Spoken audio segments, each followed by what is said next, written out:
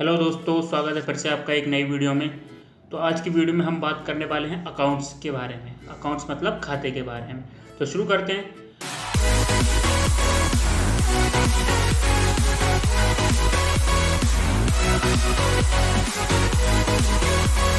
तो देखिए क्या होता है, जब भी हम अपना बिजनेस जो होता है उसका लेखा जोखा एक बुक में रखते हैं। उस बुक में क्या होता है कि जैसे कि हमारे बहुत सारे कस्टमर होते हैं, तो हम सबका जो है इकट्ठा डेटा नहीं लिखते हैं। हम क्या करते हैं, पर्टिकुलर एक एक बंदे के नाम से एक खाता खोल देते हैं। खाता मतलब जैसे कि आपने देखा होगा कि जब आप एक शॉप का एग्जांपल लेते हैं, आपकी शॉप पर कई लोग आते हैं सामान लेने, कुछ उधार लेते हैं, कुछ कैश में लेते हैं। तो आप क्या करते हैं, उन सब का लेखा जोखा रखने के लिए एक बुक लेते हैं और उस बुक में आप पर्टिकुलर बंदे का एक पेज पे नाम लिख देते हैं। और उस पेज में आप क्या लिखते हैं कि उसने कितने पैसे कब दिए, कैसे दिए, और मतलब हर चीज़ डेट के अनुसार सिस्टमेटिक चलती है। तो कुछ इसी तरह से खाता होता है। और इसी को यदि हम अच्छे शब्दों में बोले तो यही खाता होता है।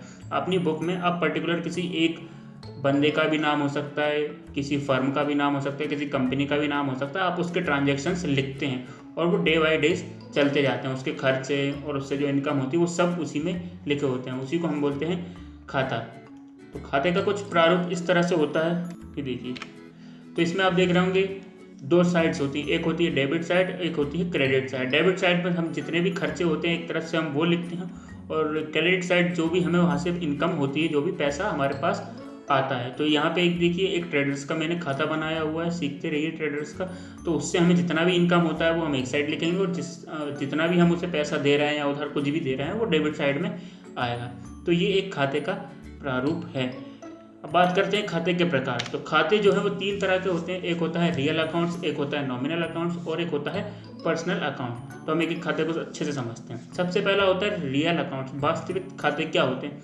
रियल अकाउंट मतलब क्या होते हैं, जितनी भी हमारी संपत्ति है वो सब रियल अकाउंट्स के अंतर्गत आती है। जैसे कि कैश, कैश हमारी संपत्ति है, तो वो भी किस में आएगी? रियल अकाउंट्स में। इसके अलावा बिल्डिंग अकाउंट, बिल्डिंग अकाउंट किस में आएगी? आपकी रियल अकाउंट्स में।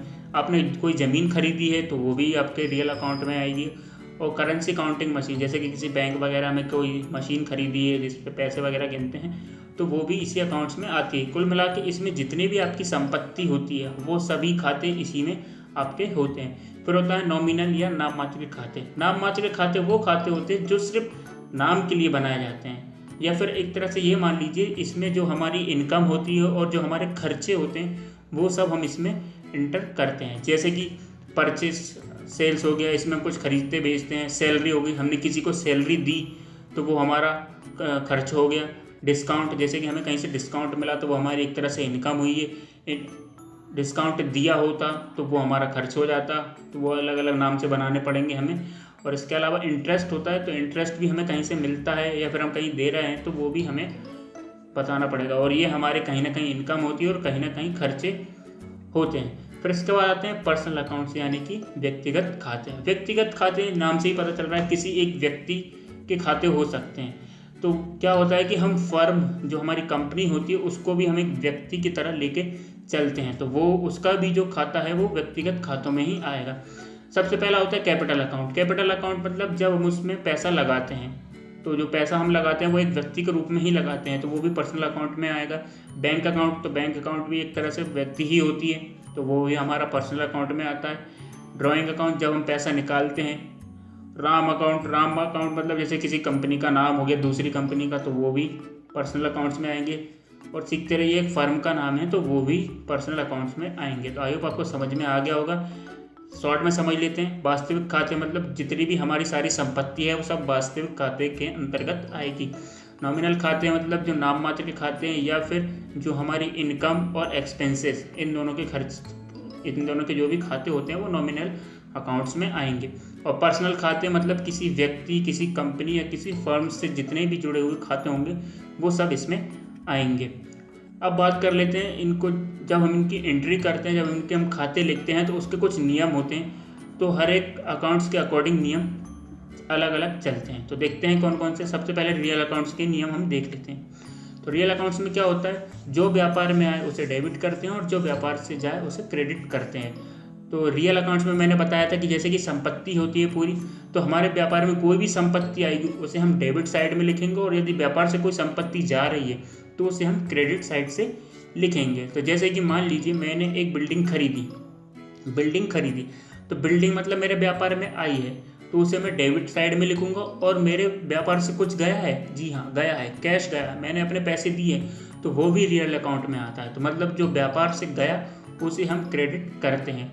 इतनी बात क्लियर हो गई होगी मुझे लगता है। तो जो व्यापार में आएगा उसे हम डेबिट साइड में लिखेंगे और जो व्यापार से जाएगा उसे क्रेडिट साइड में लिखेंगे या क्रेडिट कर देंगे। फिर होता है नॉमिनल अकाउंट। जब हमें लाभ या आय होगी तो हम उसे क्रेडिट साइड में लिखेंगे, और जब हानि या व्यय होगा तो उसे डेबिट साइड में लिखेंगे। तो लाभ जैसे कि मान लीजिए हमें कहीं से इनकम हुई है या फिर कहीं से पैसे मिले हैं, और हानि मतलब कोई चीज़ हमने खरीद ली है या फिर कोई किसी तरह का हमने खर्च कर दिया, जैसे बिजली का बिल दे दिया या फिर कुछ भी हो सकता है, तो वो सब इसी में आएंगे। जितने भी हमारे इनकम और जितने भी खर्चे होते हैं वो सब नॉमिनल अकाउंट्स में आएंगे। फिर होता है पर्सनल अकाउंट। पर्सनल अकाउंट में क्या होता है, प्राप्त करने वाले को डेबिट कर देंगे और जो पैसा दे रहा है उसको क्रेडिट करेंगे। जैसे कि मान लीजिए मैंने राम से पैसे लिए मतलब मेरे बिजनेस ने लिए, तो बिजनेस भी एक पर्सनल अकाउंट होता है और राम भी एक पर्सनल बंदा है, तो उसका भी पर्सनल अकाउंट होगा। तो राम ने मुझे पैसे दिए हैं, तो पैसे देने वाला कौन है, राम, तो राम आ जाएगा क्रेडिट साइड में, और रिसीवर कौन हूँ, मैं, प्राप्तकर्ता मैं हूँ, तो यानी कि मैं डेबिट साइड में चला जाऊँगा। तो इसका शॉर्ट क्या होगा, डेबिट, हम जो रिसीव कर रहा है उसको डेबिट करेंगे और जो पैसा दे रहा है उसको क्रेडिट करेंगे। तो आई होप आपको ये वीडियो समझ में आया होगा। आशा करता हूँ आपको कुछ नया सीखने को मिला है। अगली वीडियो में हम इसकी जो है एंट्रीज करना सीखेंगे। तो मिलते हैं नेक्स्ट वीडियो में, तब तक के लिए बाय बाय।